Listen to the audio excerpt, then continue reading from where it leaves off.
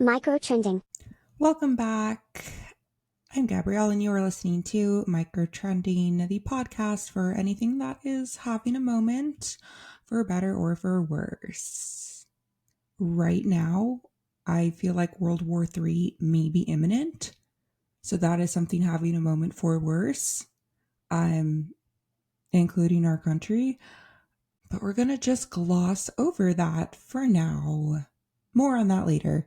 This is an audio-only episode because I am visiting family for a couple weeks and I haven't found like the perfect video setup. So if that does happen, video will happen, but for now, audio only. Also, my parents' new neighbors recently got a wind chime, and you'd think that a wind chime would be like calming and spiritual, but it's kind of creepy.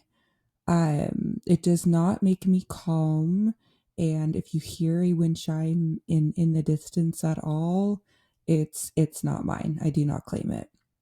Anyway, I've had an unusual past couple of weeks, mostly in a good way. I've still been working, but I did take a little bit of time off last week. First and foremost, I've posted about this already, but I went to the first book reading on the book tour and then the after party for the book Waiting for Britney Spears by Jeff Weiss.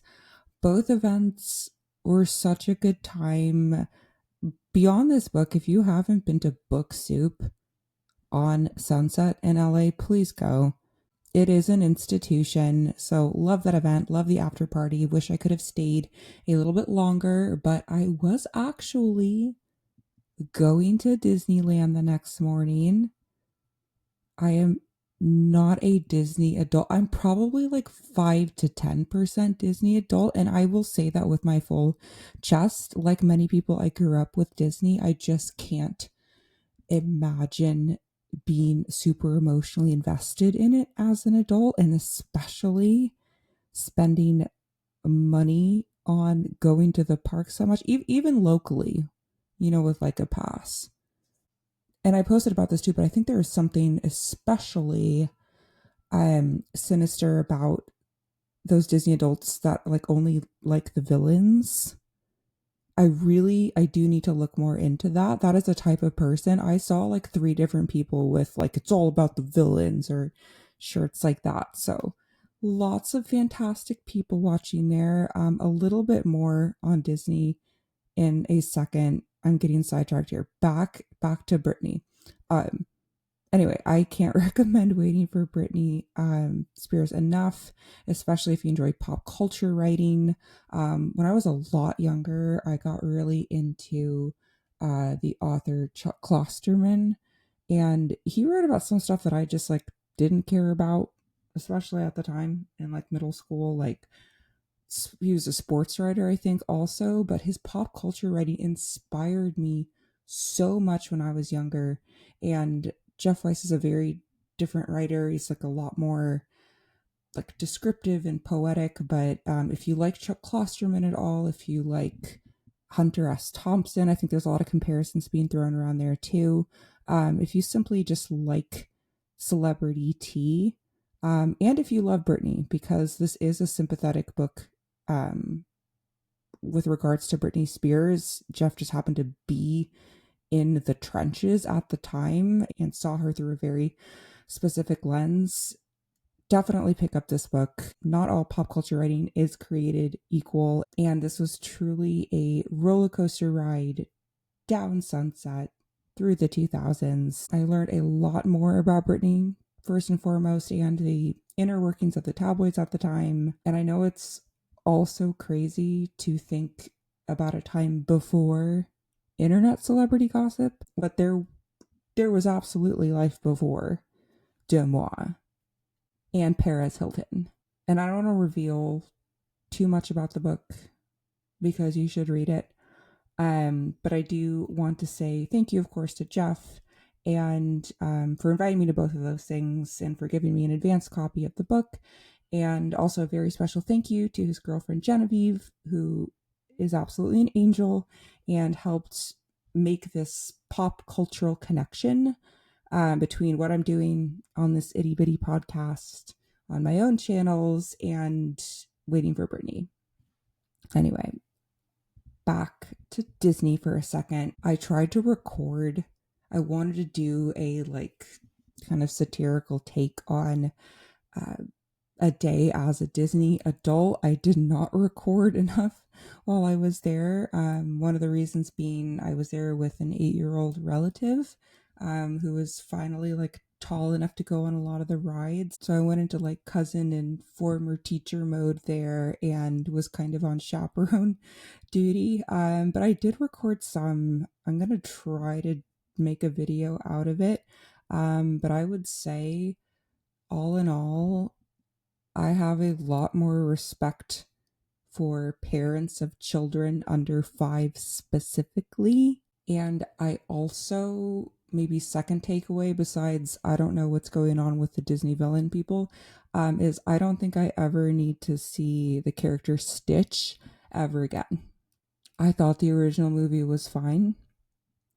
It seems like the sequel just lit a match to it in a way, especially with the ending, and no one is going to gaslight me into thinking that the CGI version of Stitch is any cuter or more charming, or however you want me to interpret him, than the original animation. It's disgusting, and I really hope that we're done with these live action remakes. I know we're not. The only one that I'm cautiously optimistic about is Hercules. I feel like that could work,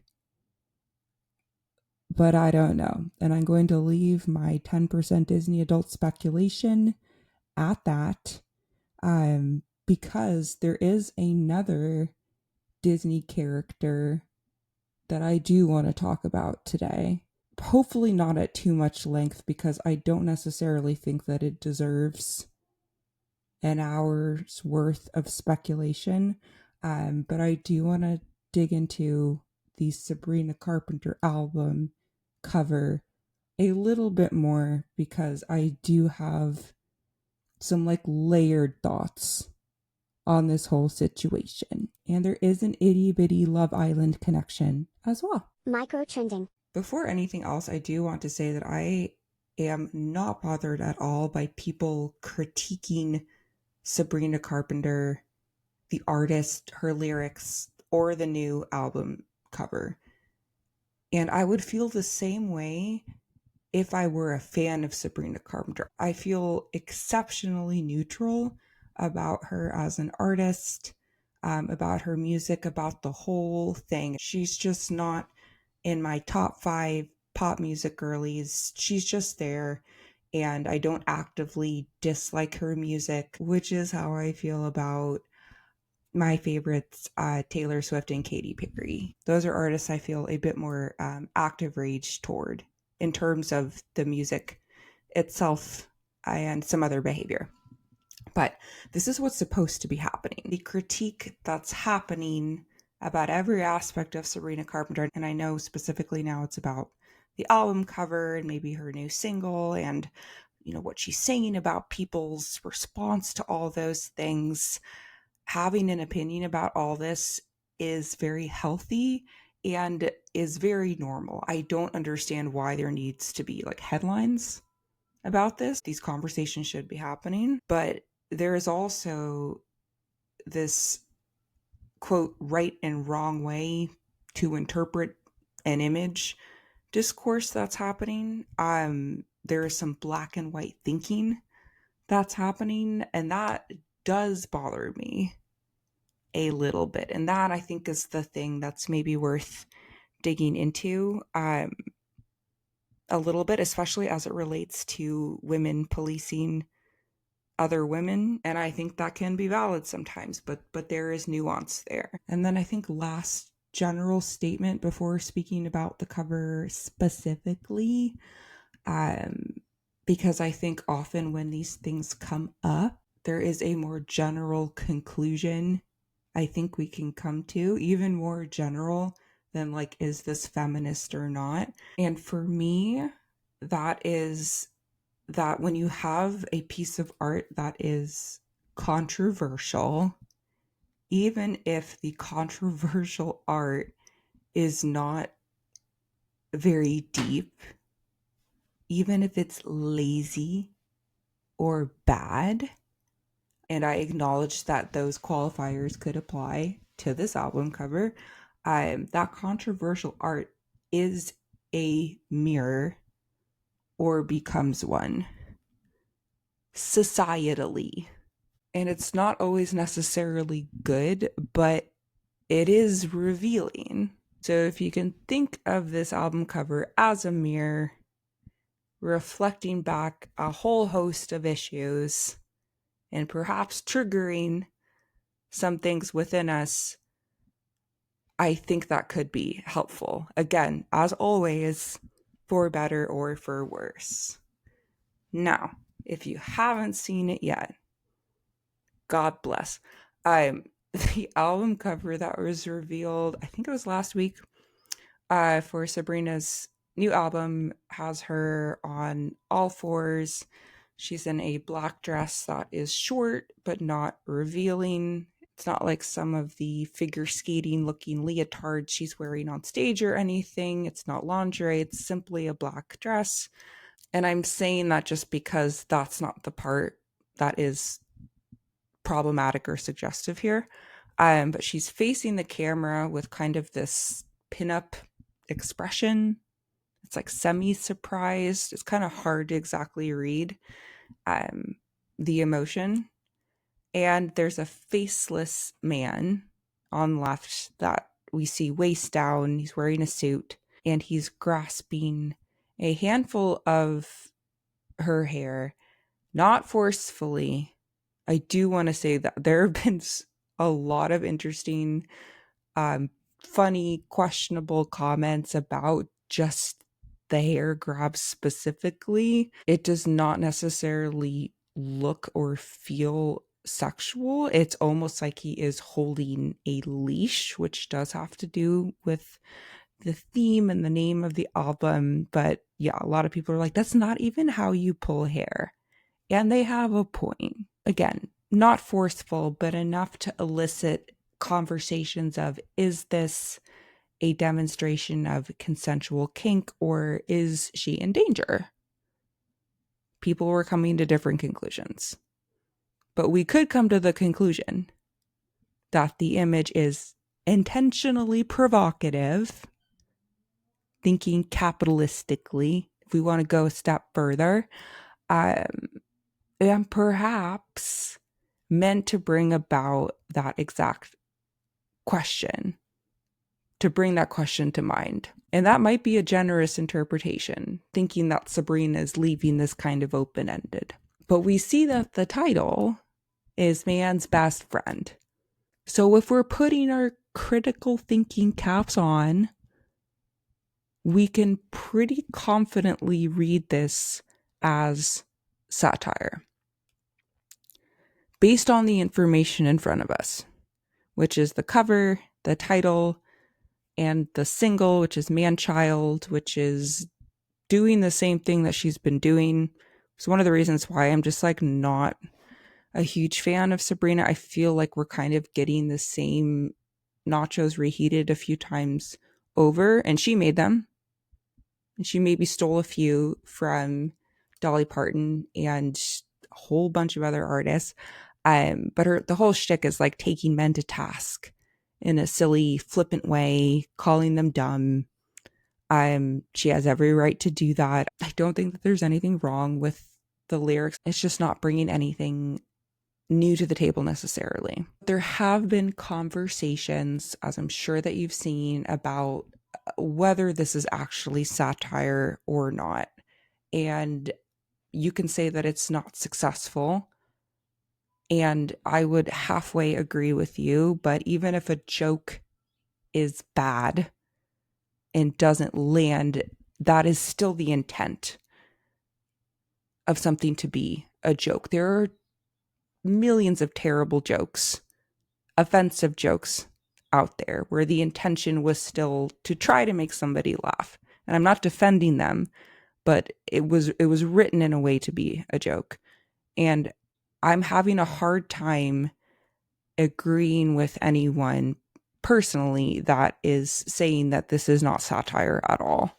Because in my mind, it is pretty clear. If you have any knowledge of Sabrina and her lyrics, and just even, again, looking at the information in front of us, calling herself man's best friend is a fuck you to men, but is also revealing the way in which men view women in terms of ownership, in terms of the sub-dom relationship, the non-sexual version, the kind of servitude that a dog or a pet would bring. And would it have been funnier if she were in a furry suit or more dressed like a dog to really hammer home the point, to be super on the nose? It's possible. Would it have been more successful if she were standing and grabbing the man's hair? It would have been different. I don't think it would have worked with the title and the satire she was allegedly aiming for. I do think that reversal could have been a powerful image, and like, I'm not against that at all. But I think people are kind of just trying to rephrase. They're doing like mental gymnastics in their mind, trying to find what is like their ideal version of this album cover that would have made it work in their mind. That would have been like kind of the feminist ideal album cover. And this isn't to knock on feminism at all. But I do think there are times when we are asking a little bit much of the wrong person.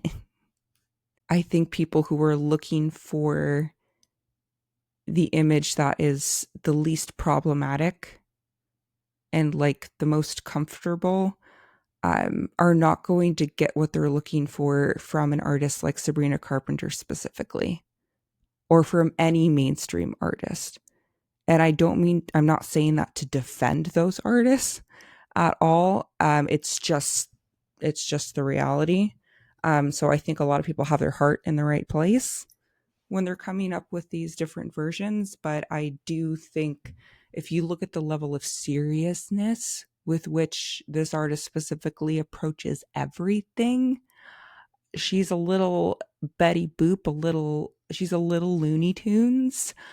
And she was, again, a former Disney child, to bring it back to Disney. And she's kind of had her Miley Cyrus puberty in a way. And I just don't think, I think we may be barking up the wrong 4-foot tree here. I just don't know if it's going to happen. But all that said, there are people who might be sharing the same thoughts that I just shared and also saying that it's not that deep. And I would not go that far, because you could say it's not that deep about anything. And while I do think this specific music project, Sabrina Carpenter, and this album is perhaps not that serious, it can be as deep as you want to discuss it when it comes to analyzing pop culture, when it comes to like trying to figure out how does this reflect kind of what's going on right now in 2025. So when anyone says it's not that deep, it may not be that deep for them, but it can certainly be as deep as you want it to be for you. But I would make the distinction between looking at something deeply and looking at something seriously, if that makes sense. I'm trying to make this make sense in my mind, because I see them as two different things. You can have like a very like concerted, really drill down into the like nitty gritty of like the details of this, and then also acknowledge that like, hey, this project as a whole, probably not meant to be that serious. But we can use it as a tool to kind of look at what's going on. I think that seems fair and it makes sense. Microtrending.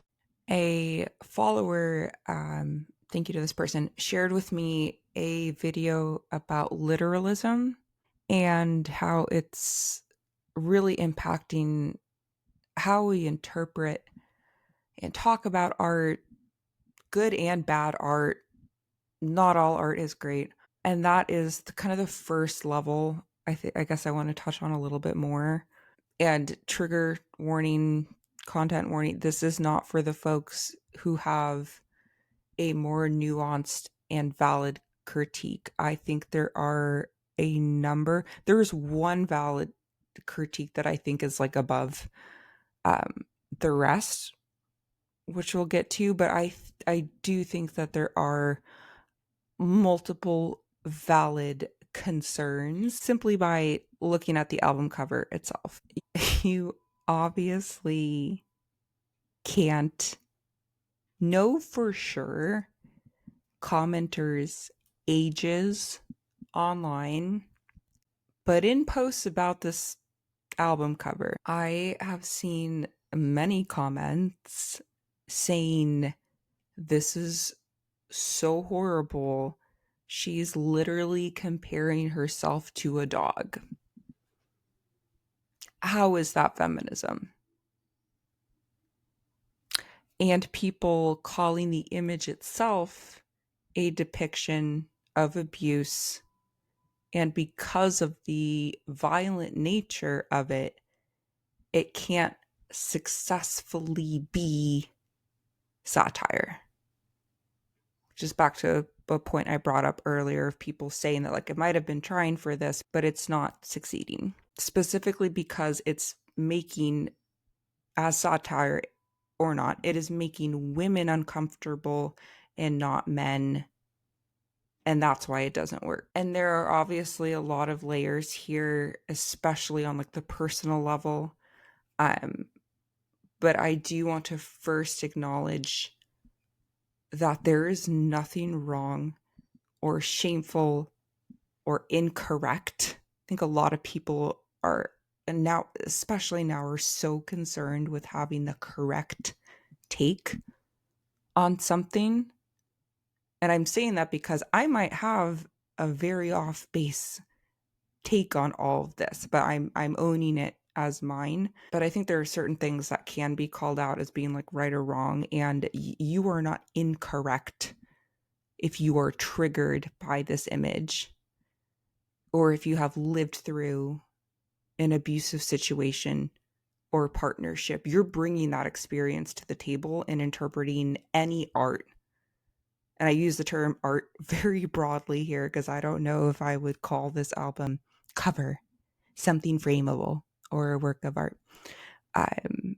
But those are your experiences that you're bringing to anything that you're viewing. And those make your reactions and feelings entirely valid. And if that's you or not, there is always going to be that group of people who have had those experiences that are going to look at an image like that and feel a certain type of way, whether they know anything about Sabrina Carpenter's shtick or not. I don't want to dismiss people looking at that and feeling triggered as like, oh, you just don't get it. This is just what she does. You might know her music and enjoy her music and look at that and still be bothered. And I think that is a fair interpretation. Some of the people I would want to sit down with and have a conversation with are the ones that are dead set on she's comparing herself to a dog. Those are some children who have been left behind. Those are some media literacy casualties there. But there are some other critiques outside of the valid, hey, this image is triggering to me for X, Y, and Z reasons. There are people who are thinking about this critically in a different way. And I think there is some merit to what they're saying, which is, okay, she's claiming this is satire. I understand what she was going for. I know she's not literally saying that she's a dog, that she's man's best friend, but it doesn't work. And the reason why a lot of people are saying this doesn't work is that it is setting a bad precedent in these times of bottom barrel media literacy and the manosphere, and this isn't the feminist move she thinks it is. And I'm not sure how much of a feminist statement she was trying to make.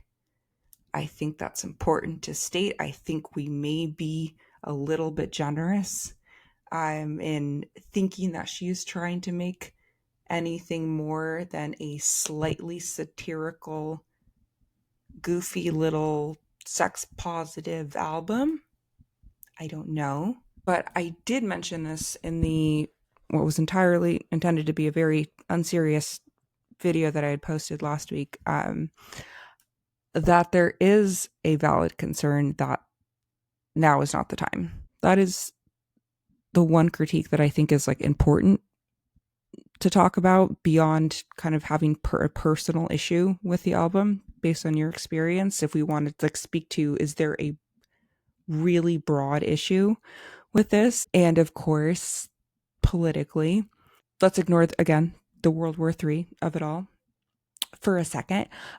We are in a climate where women are becoming more object, more vessel in the eyes of the government at large, and we always have been. Unfortunately, a brain dead, unconscious woman was forced to give birth very recently, and that is just the reality that we're living in. And this is what sticks in my mind too, and an image of a young woman kneeling before a man, even consensually. And my conflicting feelings about this are a lot about this image being problematic, and then we still need to protect ourselves against purity culture. So I'll touch on that in a second. I feel very much like of two minds here, just because an image like this can be easily taken the wrong way. But I did see some comment that was like, and this wasn't on my video, but somewhere else, that if Sabrina Carpenter wanted to make that statement of, look, this is how men view us, she should have dressed as a 50s housewife, cooking in the kitchen, maybe making a casserole or a pie. And I know this was just one comment. I actually think I might have seen more than one in the same vein, but like one that I remember. I can't express enough. In my mind, that is equally bad. And worse if the cover were her 50s housewife cooking in the kitchen and if she were bare feet and pregnant. And it wouldn't have even worked with the man's best friend title. That would be weird. And again, I don't know everyone will agree with me on this, but this like demure, asexual or repressed sexuality, even though she's pregnant, right? Like in this imaginary image, paired with performing chores, the whole like women's places in the kitchen stuff is in the same trad wife camp as sexual submission. They're just in different rooms of the house. And that I don't think that should be better to you, especially when the trad wife, barefoot, pregnant, churning butter propaganda has been pretty seamlessly normalized with Nara Smith, Ballerina Farms, all that. It is a slippery slope. And this is where I feel like I might lose some people. But if we're to interpret the cover as a consensual sub-dom situation, a super light BDSM, like the lightest, like LITE, even puppy play, which would have been hilarious, and which might be too much to some.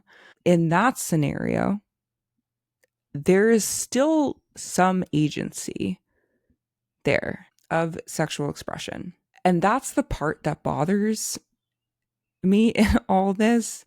For some reason, there are a lot of things that bother me about the cover, about the discourse, but as mentioned, this is a challenging climate to be sexy on Maine.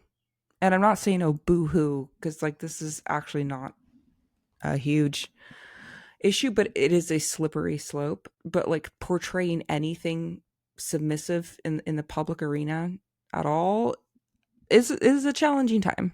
And we should be aware of the reasons why. It's a more dangerous time for women at large. And this is where the whole like choice feminism versus not debate comes in. I really do think it is incredibly dangerous to suggest that a woman can't express herself sexually in this way. And this is where the like women policing women stuff comes in too. This is a super hot, trendy debate spanning not only this cover, but like plastic surgery and how women present themselves and how closely aligned to the patriarchy are you if you shave your body hair. And there's a lot going on, and this album cover has kind of been a lightning rod.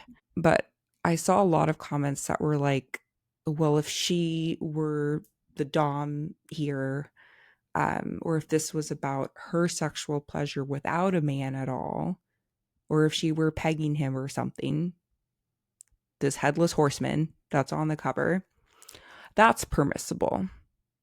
Like, that's the only way that this would work. And there's nothing wrong with any of those alternative scenarios. I support them.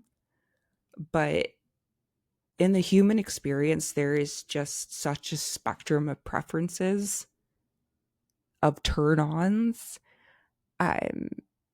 And so I think it kind of just happens that hers might be pretty boilerplate, like standard issue, like the lightest possible hair pulling. Like that might just be what's on the menu for Sabrina Carpenter.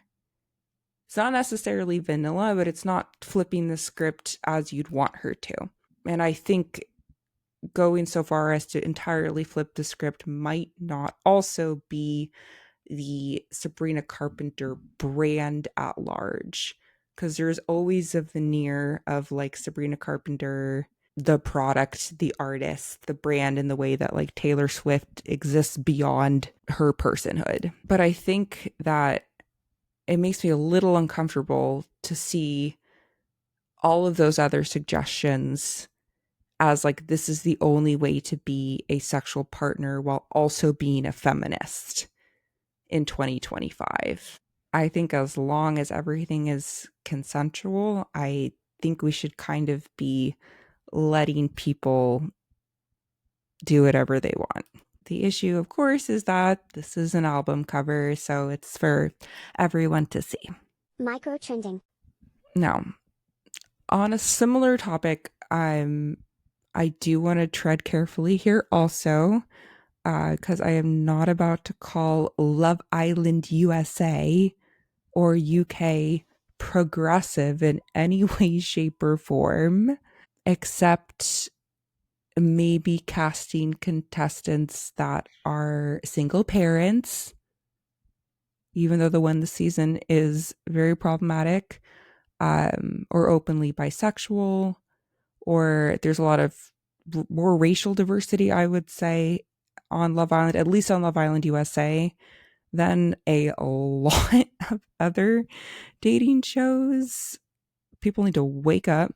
But I do appreciate that because it is a dating show without the promise of marriage, of engagement, you know, the like main point of the Bachelor, Bachelorette, Bachelor in Paradise, Love is Blind, The Ultimatum. For that reason, they don't shy away from like playfully intimate games and situations.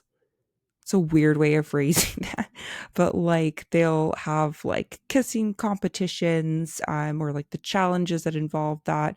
And I know it is like uncomfortable for some people to watch, and sometimes like the food stuff for me is even grosser. Like the most recent episode had like a milk challenge.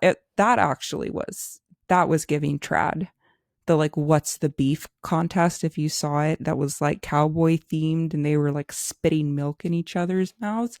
Disgusting. But playful in a Sabrina Carpenter way. And I guess that's kind of the point that I'm trying to like weave in here, that Love Island doesn't shy away from these scenarios that are kind of entertainment for entertainment's sake. They are kind of flirty and cartoonish as whatever vibe Sabrina is trying to pull off. Again, not always successfully. There's the one that I just mentioned. There's the heart rate challenge that happens toward the end, where the male and female contestants equally, where the classic, they're sometimes corny, but usually the like sexy Halloween costumes like nurse or pilot, and they essentially give lap dances to everyone of the opposite sex to see whose heart rate they're raising the most, their partner or somebody else's. They are wearing monitors, which is drama. Also so funny. And that is kind of the point. I think Sabrina, again, she doesn't always succeed, is that she is trying to be funny.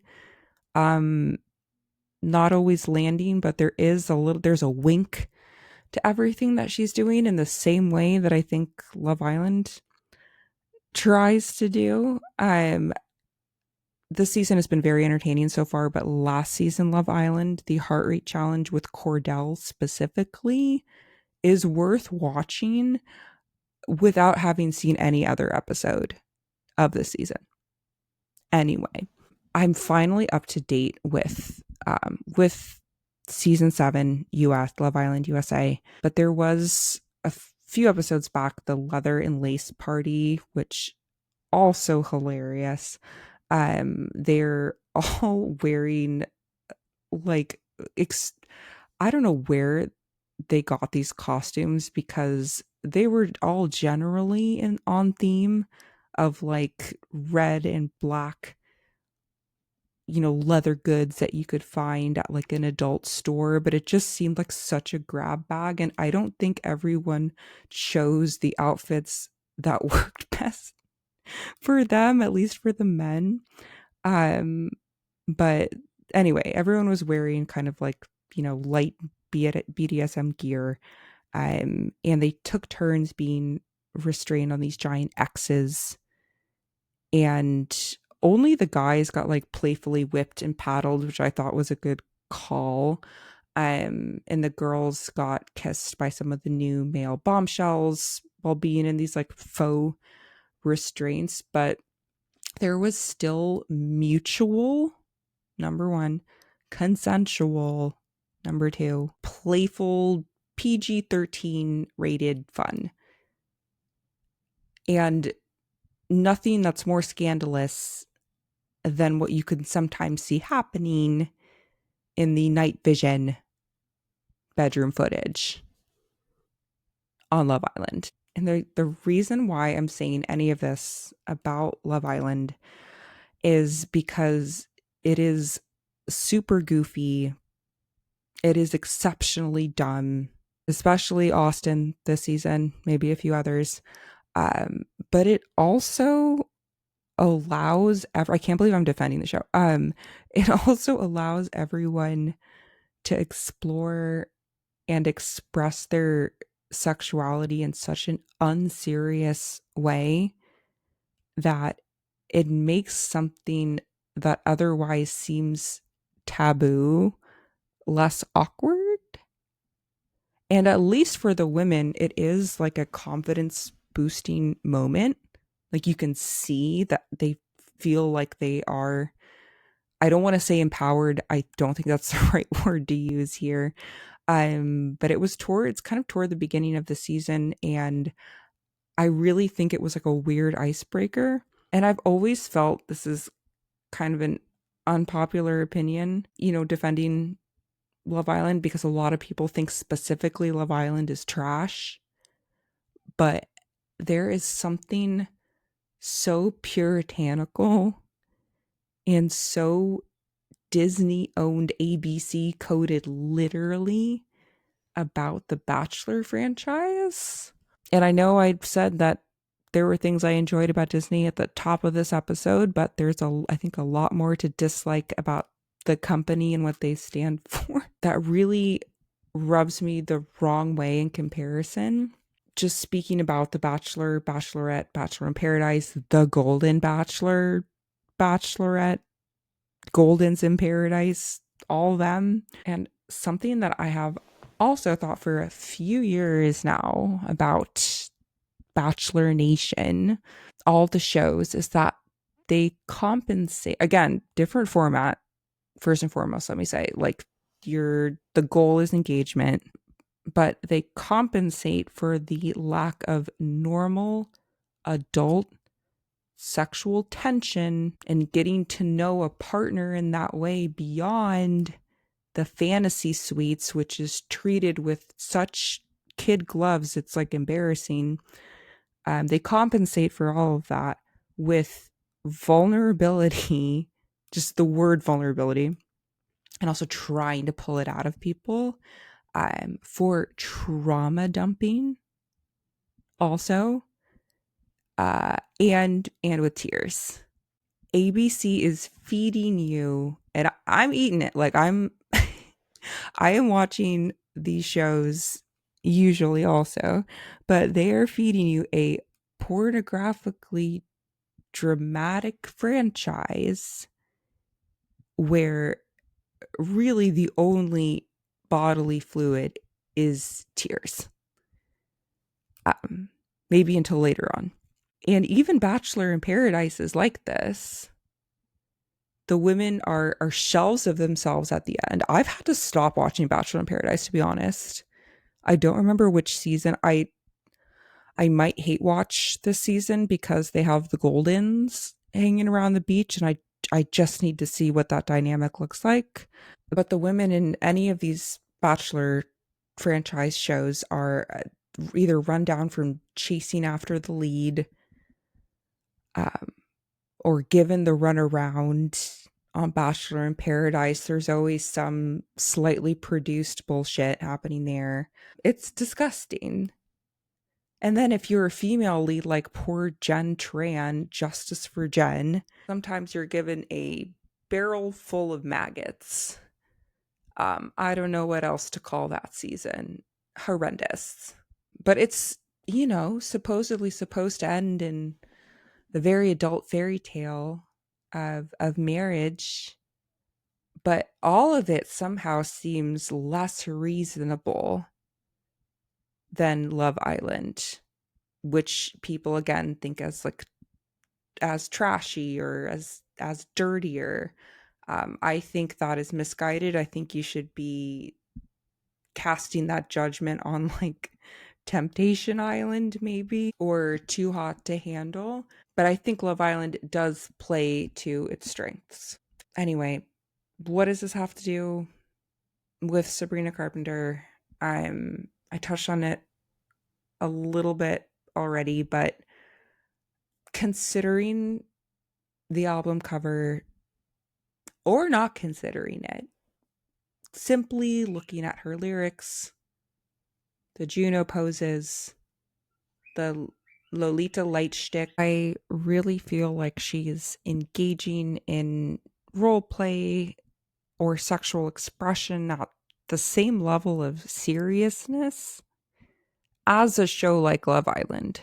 And this doesn't mean that she is immune to critique, or that the critique of the album cover specifically is a moot point.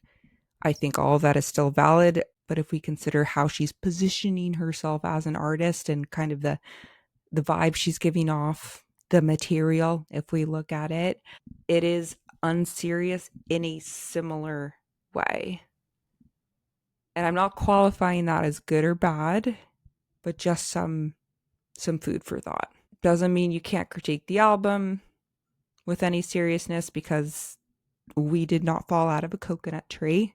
But yeah, it is, I think, just worth considering the performance and the performer, and the reality that there will always kind of be a layer of hyper reality when it comes to performance art of any kind.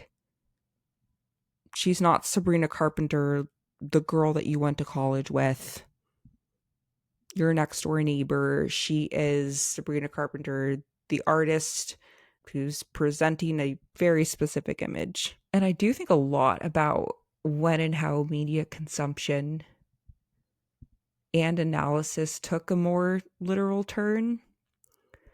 When we started erasing the lines between the performer, the person, Sabrina Carpenter, and the performance, especially the expectation and assumption that lyrics are always autobiographical and free to be taken literally. But I mentioned earlier, someone shared with me a video about the plague of literalism, but it really is just such a disservice to art of literally all kinds. Like, this is so much bigger than Sabrina and the album. And again, I'm not like a huge fan of Sabrina Carpenter at all. But there are these circumstantial things that make me feel like defending her as an artist just a tiny bit. And in the same way that I like to blame Chipotle and fast casual establishments for changing design and human behavior for the worse, this is a case where I do actually once again feel comfortable blaming Swiftie Nation and in turn Taylor Swift. The Swifties get the blame first and then Taylor, in that order. But this is for the Easter egg hunts, for training listeners to expect to essentially live in her pocket, to live in the pocket of their favorite artist, to know like the intimate details of any artist's life, and the like expectation to have a parasocial bestie. That feels like a new thing to me. And I could very easily be wrong. There's a lot of telling in Taylor Swift's music, which people don't realize, rather than showing. And I think it's one of the reasons why her lyrics, I just like they don't resonate with me specifically, but a lot of people are hung up on like finding clues that she's now leaving. I think I could be wrong. But people get hung up on like these clunky metaphors and like these wordplay that they are trying to extract meaning from. Like, just go do an escape room. I don't know. Go solve a cold case. Is how I feel about all that. Take that energy away from music and use it somewhere else. And this has nothing to do with the analysis of the album cover. I think that's still completely valid. But my point is that we have this expectation that like we know everything behind the scenes. Not only that we have that inside information, but that that is like our birthright. We demand to know what is going on with my favorite pop girly.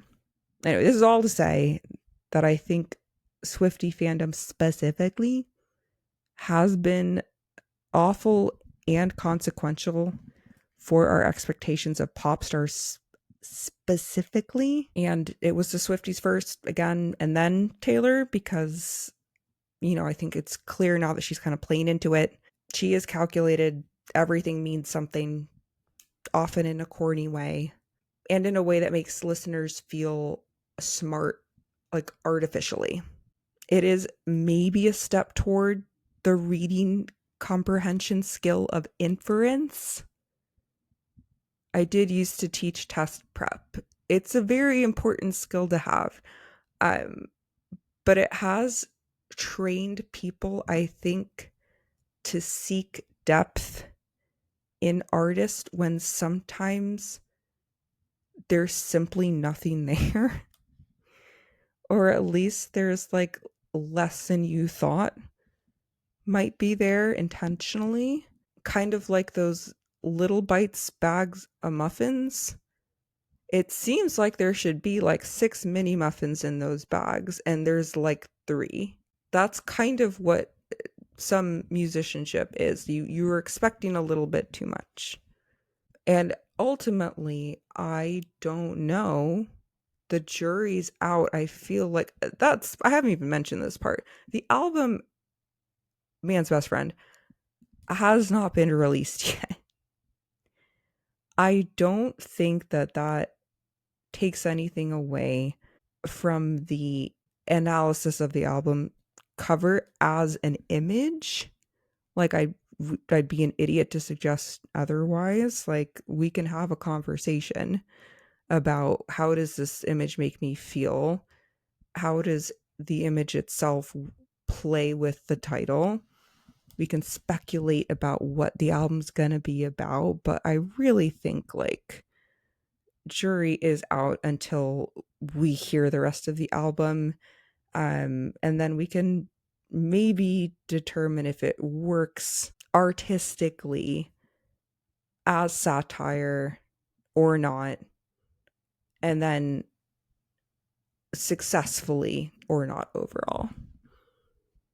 So maybe we'll have to revisit this when the album is out, but I just wanted to share some like over analysis of the analysis, I guess, and to just also be super honest that like I might have different opinions than you on this. I think that's fine.